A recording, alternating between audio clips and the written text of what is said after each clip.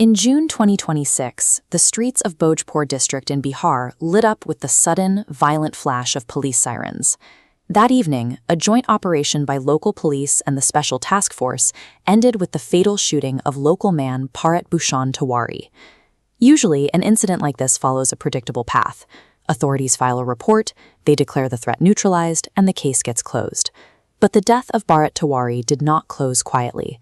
The shooting instantly provoked a fierce backlash, rupturing the state's official timeline before the ink could even dry. Within hours, facts were swallowed by a digital storm. As shown here, local rumors and unverified theories began exploding outward, moving across networks at lightning speed. These viral claims actively confronted the official police report, eroding the state's authority in real time. The intense friction between the police logbook and public suspicion turned an isolated shooting into a raging statewide controversy. With no independent facts yet established, we are left looking at two fiercely opposed versions of reality, each fighting to become the permanent historical record. The first version belongs to the state.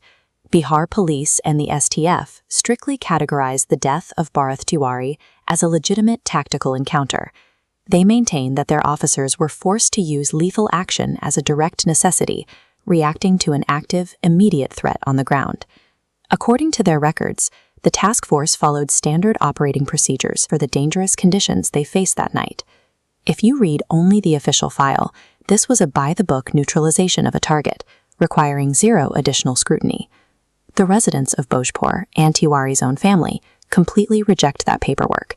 They allege that this was not a spontaneous shootout at all, but rather a staged, fake encounter, resulting in an extrajudicial killing. Tiwari's mother has taken a highly public stand, stating clearly that until the culprits receive their punishment, she will not find justice.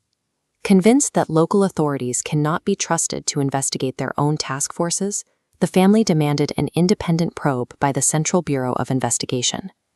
And they didn't stop there. They bypassed local jurisdictions entirely, elevating their demands directly to the Supreme Court of India.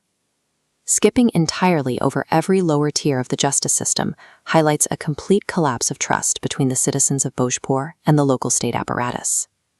Today, the entire situation is frozen in a highly sensitive legal limbo. The Supreme Court is currently reviewing the family's petition, which demands a completely independent investigation and strict action against the involved officers. As this comparison shows, we are left with a stark divide. On the right, the slow, methodical progress of a formal judicial review, and on the left, the loud, chaotic, and unverified debate still raging online. Until the court delivers a ruling, there is no legal basis to definitively declare the events of June 2026 as either a lawful police action or a tragic murder.